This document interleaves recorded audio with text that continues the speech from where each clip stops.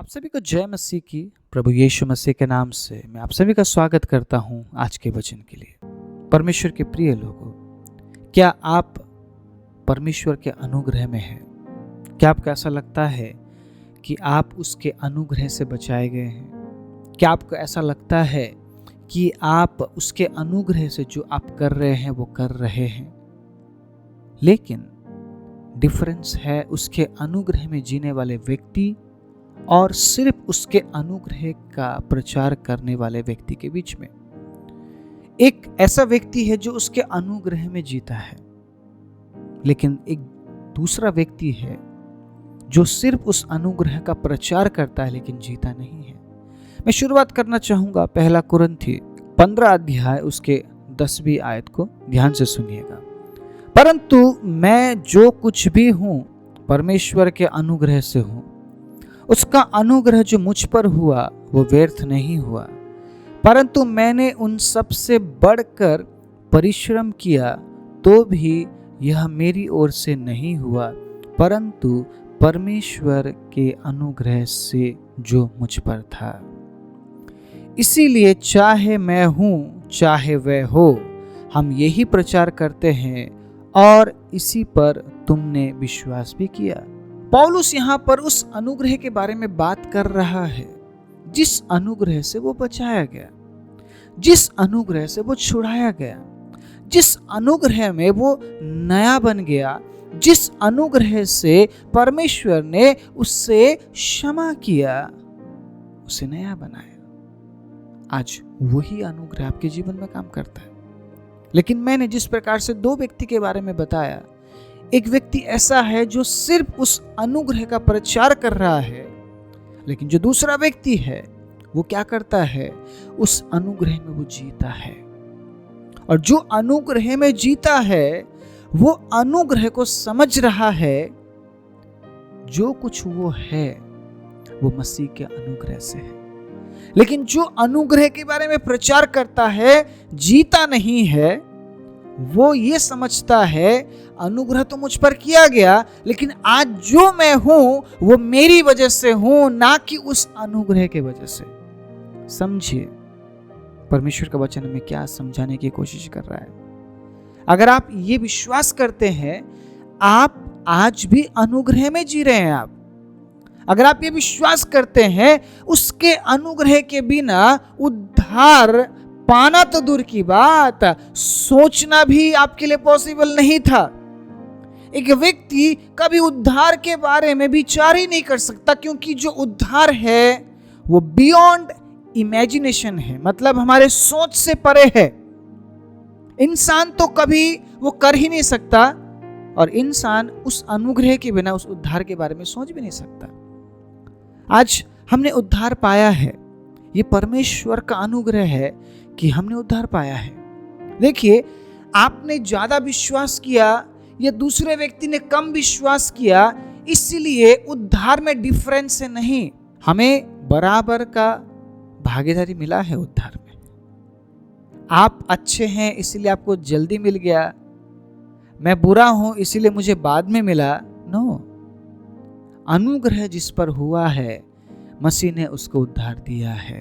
Praise the Lord, hallelujah. उस अनुग्रह को पाने के लिए मैं या आप हम कुछ नहीं कर सकते, कुछ भी नहीं कर सकते। अनुग्रह समझना पड़ेगा आपको। अनुग्रह का मतलब क्या है, ग्रेस का मतलब क्या है। अगर परमेश्वर आपको अनुग्रह दे रहा है, इसका मतलब आप उस अनुग्रह के लिए धन्यवादी होना है, उस अनुग्रह के प्रति धीरजमंद होना है, उस अनुग्रह के प्रति दयालु होना है, उस अनुग्रह के प्रति आपके अंदर कृपा होना चाहिए, उस अनुग्रह के प्रति आपके अंदर संयम होना चाहिए, और सबसे बड़ी बात, उस अनुग्रह के प्रति आपके अंदर सम्मान, आदर, इज्जत होना चाहिए। आप ये सोचकर बैठे हैं अगर कि मुझे उस समय अनुग्रह की जरूरत थी जब मैं पाप में था, परमेश्वर ने मुझे अनुग्रह से बचाया और आज मैं जो कुछ हूं वो मेरी वजह से हूं। Wrong, very wrong, very wrong thinking है। बहुत गलत सोच है ये। पौलुस यहां पर यही तो समझाने की कोशिश कर रहा है। जिस अनुग्रह से मैं बचाया गया, जिस अनुग्रह से मैं छुड़ाया गया, वो कहता है मैंने बहुत परिश्रम किया, बढ़कर परिश्रम किया, सबसे बढ़कर परिश्रम किया, तो भी यह मेरी ओर से नहीं हुआ। देखिए, जो आप परिश्रम करते हैं ना, उस परिश्रम में भी आप कुछ नहीं कर रहे हैं, परमेश्वर का अनुग्रह है, इसलिए आप परिश्रम कर पा रहे हैं। मेरा कहने का मतलब ये है, परमेश्वर के प्रिय लोगों, अनुग्रह को हल्के में नहीं लेना है। अनुग्रह को बहुत साधारण रूप से हमें नहीं समझना है। अनुग्रह, ये जो अनुग्रह है ना, सबके ऊपर नहीं होता है। आप ये बोल सकते हैं, अरे 10 लाख लोगों को प्रभु ने बचाया, 20 लाख लोगों को प्रभु ने बचाया, इस संसार की गिनती कितनी है? आपने गिनती की है कभी? उन करोड़ों अरबों खरबों लोगों में से प्रभु ने आपको चुना है, आप पर अनुग्रह किया। क्या आपके लिए साधारण है वो अनुग्रह? क्या समझते हैं आप उस अनुग्रह को? क्या समझते हैं आप उस अनुग्रह के बारे में? आपके अंदर क्या विचार है? उसको मिला, मुझे भी मिल गया, तो बड़ी क्या बात है ना? कई बार बड़े आसानी से हम बोलते हैं, उसको भी तो अनुग्रह मिला, मुझे भी मिला, तो इसमें क्या बड़ी बात है? नो प्रॉब्लम, मिल गया, अच्छी है, शायद मैंने अच्छा काम किया होगा इसलिए मुझे अनुग्रह मिला। परमेश्वर के अजीजों, आज मैं यही गहराई आपको बताना चाहता हूं। आपने कुछ नहीं किया, आपके कुछ करने से अगर आप अनुग्रह प्राप्त कर पाते, मैं कहता हूं इस संसार में अच्छे लोग हैं, धर्मी लोग, जो लोग अपने आप को बहुत धर्मी दिखाते हैं, शायद मसीह में नहीं होंगे, बाहर बहुत धर्मी लोग मिलेंगे, उन पर अनुग्रह नहीं हुआ, उन पर अनुग्रह नहीं हुआ। अपने पुराने जीवन में झांकिए, किस हालत में थे आप, कहां से उसने आपको उठाया, लेकिन आज उस अनुग्रह को हम बहुत साधारण समझ रहे हैं। हालेलुया। कहीं आपके लिए अनुग्रह साधारण तो नहीं बन गया? आज मैं ये याद दिलाना चाहता हूं, आप अनुग्रह में सब कुछ कर रहे हैं, आप अनुग्रह में चंगे होते हैं, आप अनुग्रह में आशीष पा रहे हैं, आप अनुग्रह है इसीलिए आप पर दया की जा रही है, अनुग्रह है इसीलिए आपको बार बार मौका दिया जा रहा है, अनुग्रह है इसीलिए परमेश्वर आप पर दया करता है, अनुग्रह है इसीलिए वो आपके लिए योजनाएं बनाता है, अनुग्रह है इसीलिए वो आपको दुर्घटनाओं से बचाता है, अनुग्रह है इसीलिए वो आपके साथ रहता है, अनुग्रह है इसीलिए वो आप लोगों की चिंता करता है, अनुग्रह है इसीलिए वो आपको अपने पंखों तले छिपा लेता है। ये सब कुछ अनुग्रह के वजह से है। आप कुछ अच्छा कर रहे हैं इसीलिए नहीं है। आप समझे इस बात को? मैं कुछ अच्छा करके अगर मैं परमेश्वर का अनुग्रह प्राप्त कर लूं, ये इम्पॉसिबल है, क्योंकि मैं कुछ अच्छा कर ही नहीं सकता, मैं कुछ भी अच्छा नहीं कर सकता, क्योंकि मुझ में कोई अच्छाई है ही नहीं। अगर मुझ में अच्छाई होती तो मसीह मुझ तक नहीं पहुंचता। मुझ में अच्छाई नहीं थी, इसीलिए वो मुझ तक पहुंचा है, क्योंकि वो किसे ढूंढने आया? किसे ढूंढने आया परमेश्वर के प्रिय लोगों? अच्छे और धर्मी लोगों को। मुझे सुनाई नहीं दे रहा, आप क्या बोल रहे हैं? वो किसे ढूंढने आया? पापियों को। Praise the Lord. अगर आप ये कहते हैं मैं सबसे अच्छा और धर्मी व्यक्ति हूं, मैं अच्छा प्रार्थना करने वाला हूं, मैं सबसे बेहतर हूं, शायद मसीह आपके लिए नहीं आया है। Praise the Lord. मसीह किसके लिए आया? एक बार फिर बोल सकते हैं आप, मसीह किसके लिए आया? पापियों के लिए। और अनुग्रह किसके लिए दिया गया? पापियों के लिए। अनुग्रह के जरिए प्रेम किससे किया गया है? पापियों से। अब अनुग्रह के बाद जो भी बात आप ऐड कर सकते हैं ऐड कर लीजिए, लेकिन सबसे पहला वो अनुग्रह है, ग्रेस है। इसीलिए परमेश्वर कहता है उस अनुग्रह को साधारण नहीं समझना है। पौलुस यहाँ पर ये कहता है कि जो अनुग्रह मुझ पर हुआ वो व्यर्थ नहीं है। हालेलुया। अनुग्रह को कई बार हम व्यर्थ ठहरा देते हैं। कैसे? ये दिखाकर कि मैं कर रहा हूं, वहीं पर सब कुछ खत्म हो जाता है। जब आप ये कहते हैं ना, मैंने किया है, मैं कर रहा हूं, मेरा है, मैं अच्छा करता हूं, मैं दिखाऊंगा, हालेलुया, ये सारी बातें अनुग्रह को व्यर्थ ठहराता है। अगर आप ये चाहते हैं कि जो अनुग्रह आप पर हुआ है वो व्यर्थ ना ठहरे, तो आपको आदर करना पड़ेगा परमेश्वर का कि उसने आपको अनुग्रह से बचाया है। उसने आपको अनुग्रह से बचाया है। आप ऐसे दलदल में थे, आप ऐसे पाप में थे, ऐसे कीच में थे, जहां पे अनुग्रह तो क्या, आपकी ओर देखना भी परमेश्वर को अच्छा नहीं लगता होगा। लेकिन सोचिए, बियॉन्ड अपने लिमिटेशन से बाहर निकलकर परमेश्वर ने हम पर अनुग्रह किया है। उस सीमा से परमेश्वर बाहर निकलकर, जिस सीमा तक परमेश्वर का एक हद है ना, उस सीमा से भी वो बाहर आ गया ताकि हम पर अनुग्रह कर सके। ये अनुग्रह बहुत गहरा है। इसे मैं आधे घंटे में या 20 मिनट में मैं आपको समझा नहीं सकता हूं।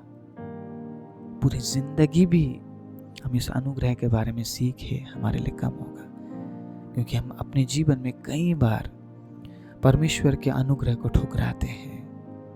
हम बार बार ठुकराते हैं, हम बार बार उस अनुग्रह को व्यर्थ ठहराते हैं। पौलुस अपने मेहनत को सराहने वाला व्यक्ति नहीं था, अपने काम की चर्चा करने वाला व्यक्ति नहीं था, अपने आप को बड़ा बनाने वाला व्यक्ति नहीं था। आज अगर आप अच्छा प्रचार करते हैं, परमेश्वर के प्रिय लोगों, ये आपका कला और आपका गुण नहीं है, ये उसका अनुग्रह है। ये समझना पड़ेगा। अगर आज आप अच्छी आराधना करते हैं, आप म्यूजिक बजाते हैं, आप कीबोर्ड बजाते हैं, आप गिटार बजाते हैं, आप अच्छा गीत गाते हैं, बहुत अच्छी बात है। मैं आपको अप्रिशिएट करता हूं, प्रभु के लिए और बेहतर गाइए। लेकिन मैं आपको याद दिलाना चाहता हूं, आपके दम पे, आपके कला, आपके टैलेंट पे आप ये नहीं कर रहे हैं, ये अनुग्रह से हुआ है। मैं ये मानता हूं, अगर वाकई में आप में कला और टैलेंट था, आप उस समय क्यों नहीं कर रहे थे जब आप अनुग्रह के उस घेरे में नहीं थे। आप समझिए इस बात को। आपको परमेश्वर ने बचाया, आपको पाप से छुड़ाया, आपको अपनी महिमा के लिए इस्तेमाल कर रहा है वो। लेकिन अब उस अनुग्रह को हम भूलकर अब हम क्या करने लगे हैं? अब हम अपनी बातों पर हम चलने लगे हैं कि मुझे ये अच्छा लगता है, मुझे ये अच्छा लगता है, मुझे ऐसा करना है, मुझे वैसा करना है, मैं अच्छा गाता हूं ना, आपको तो कुछ नहीं आता है, आप साइड में हो जाओ, आप बिल्कुल बेकार हो, आपको अच्छा कुछ नहीं करना आता है। मतलब पहले तो मैं भी वैसा ही था, परमेश्वर के अनुग्रह में आके प्रभु ने मुझे बदला और उस अनुग्रह में उसने मुझे मौका दिया कि मैं कुछ नया सीखूं, कुछ मैं प्रभु के लिए नया करूं, कुछ ऐसा करूं जो परमेश्वर मेरे जीवन से अनुग्रह के जरिए चाह रहा है। लेकिन अब मेरे लिए वो अनुग्रह साधारण है।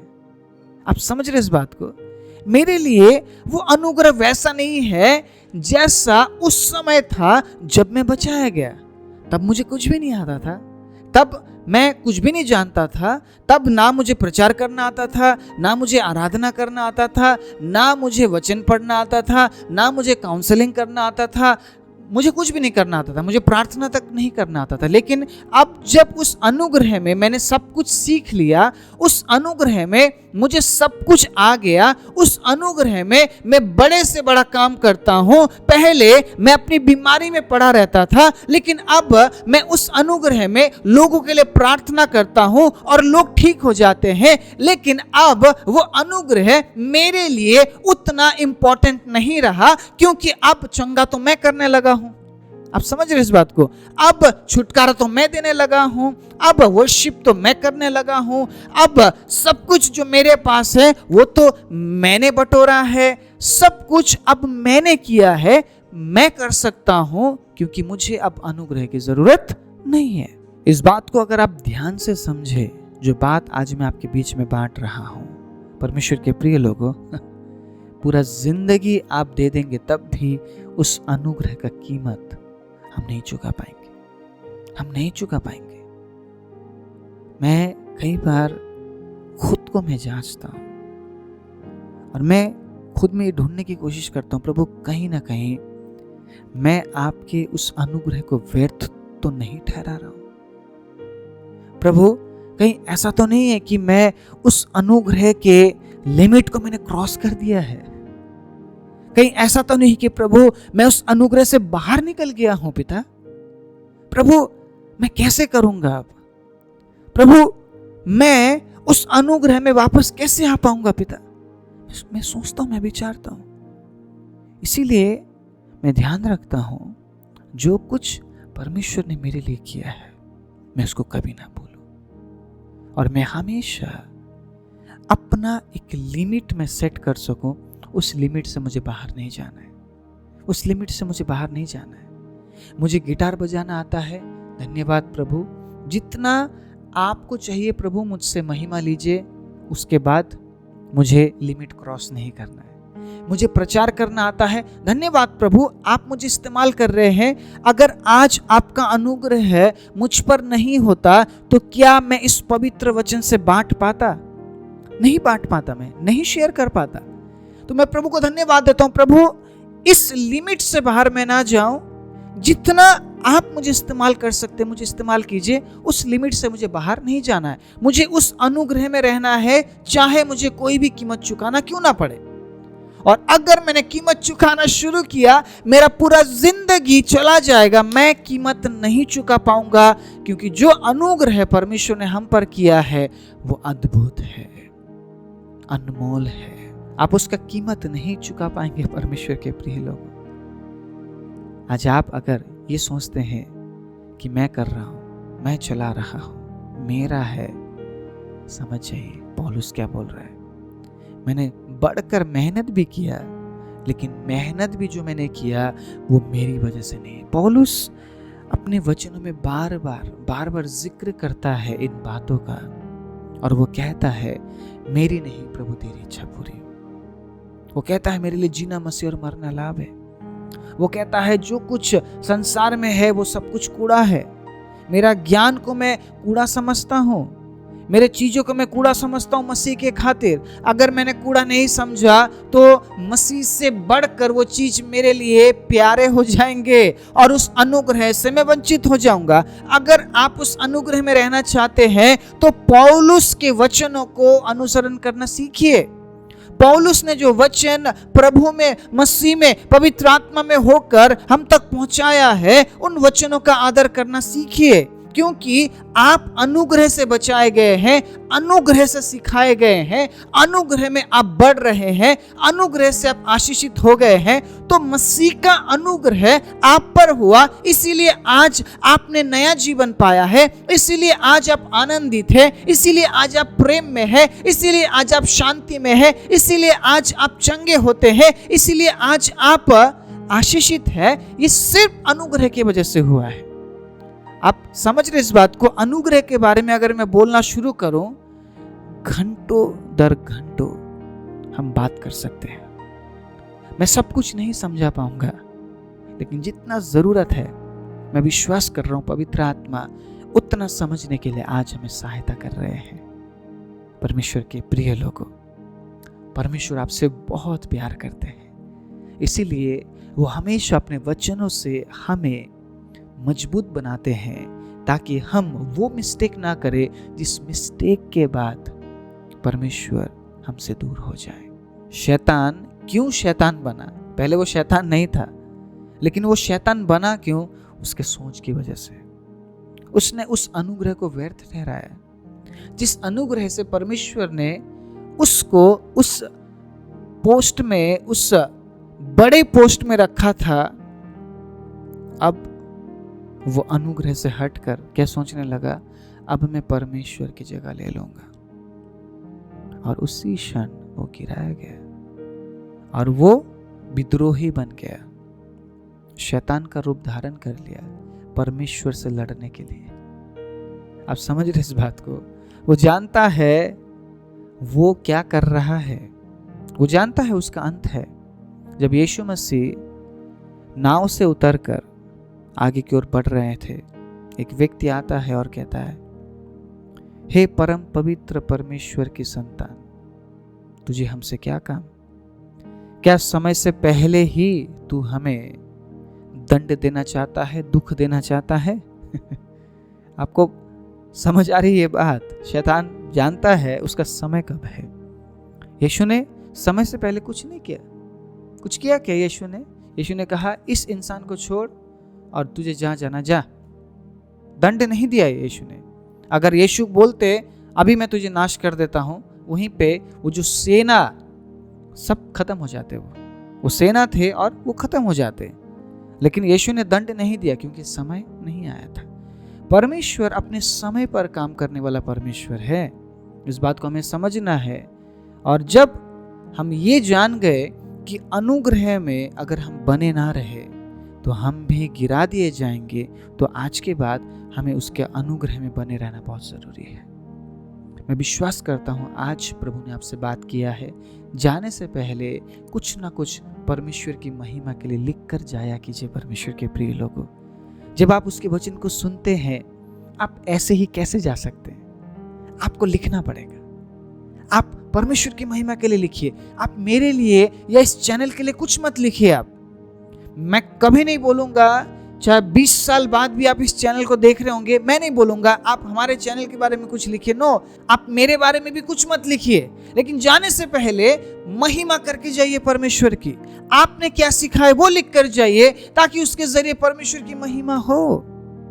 परमेश्वर की महिमा हो। हम इसीलिए इकट्ठे होते हैं ताकि परमेश्वर की महिमा हो। और आज मैं आप सभी को उत्साहित करना चाहता हूं, उस अनुग्रह में बने रहिए। जो भी बातें उस अनुग्रह से आपको अलग कर रही है, उसे तुरंत ठीक करने की जरूरत है। चाहे वो आपका घमंड हो, चाहे वो आपकी अनाज्ञाकारिता की बातें हो, अविश्वास योग्यता की बातें हो, चाहे वो रूढ़िवादी हो, कुछ भी हो सकता है। अपने आप को हमेशा महान समझने वाली बात हो, दूसरों को हमेशा छोटा समझने वाली बात हो, कुछ भी बात है, अनुग्रह में बने अगर रहना है तो आपको ध्यान देना पड़ेगा परमेश्वर के अजीजों कि कौन सी बात हमें उस अनुग्रह से दूर कर रही है।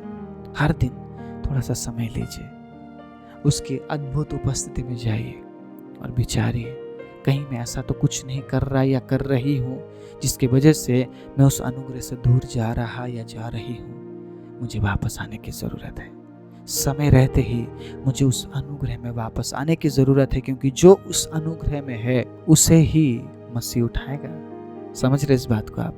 क्योंकि अनुग्रह में है तो दया है, अनुग्रह में है तो चंगाई है, अनुग्रह में है तो भलाई है, अनुग्रह में है तो क्षमा है, अनुग्रह में है तो आपसे वो प्रेम करेगा। और जिससे वो प्रेम करता है उसे वो इस संसार में नाश होने के लिए नहीं छोड़ेगा। इसलिए आज इस वचन से मैं आप सभी को उत्साहित करना चाहता हूँ। अपने अंदर झांकिए, खुद में देखिए, और क्या उस अनुग्रह में आप पाए जाते हैं सोचिए। अगर नहीं पाए जाते हैं तो आज ही हमें अपने आप को सुधारने की ज़रूरत है। अगर हम पाए जाते हैं तो किस प्रकार उस अनुग्रह में हम बने रहे। जो बातें मैंने आपको बताई है उन बातों को इस्तेमाल कीजिए और प्रभु के राज्य के लिए अपने आप को तैयार कीजिए। आइए अपनी आंखों को बंद करें। सर्वशक्तिमान जीवित दयालु परमेश्वर, प्रभु धन्यवाद इस अद्भुत समय के लिए। अगर आज हम जिंदा है सिर्फ आपके अनुग्रह की वजह से। प्रभु, ये अनुग्रह शब्द बहुत गहरा है। इस अनुग्रह के बारे में अगर हम समझने जाएं प्रभु, हमारी पूरी जिंदगी निकल जाएगी, लेकिन प्रभु फिर भी हम उसके गहराई को समझ नहीं पाएंगे। पिता, आपने अनुग्रह हम पर क्यों किया, क्या देख कर किया प्रभु, हम उस बात के गहराई को कभी समझ ही नहीं पाएंगे। लेकिन पिता, जितने भाई और बहनों ने आज के वचन को सुना है प्रभु, आप उन्हें आशीष दीजिए और होने दीजिए परमेश्वर, हम में से कोई भी उस अनुग्रह को सरलता से ना ले, बल्कि हमेशा धन्यवादी होकर, हमेशा प्रभु आपके प्रति प्रभु धन्यवादी होकर हम उस अनुग्रह में आगे बढ़ सके और प्रभु उस बुलाहट को हम पूरा कर सके, जिस कार्य के लिए, जिस उद्देश्य के लिए हम बुलाए गए और चुने गए हैं।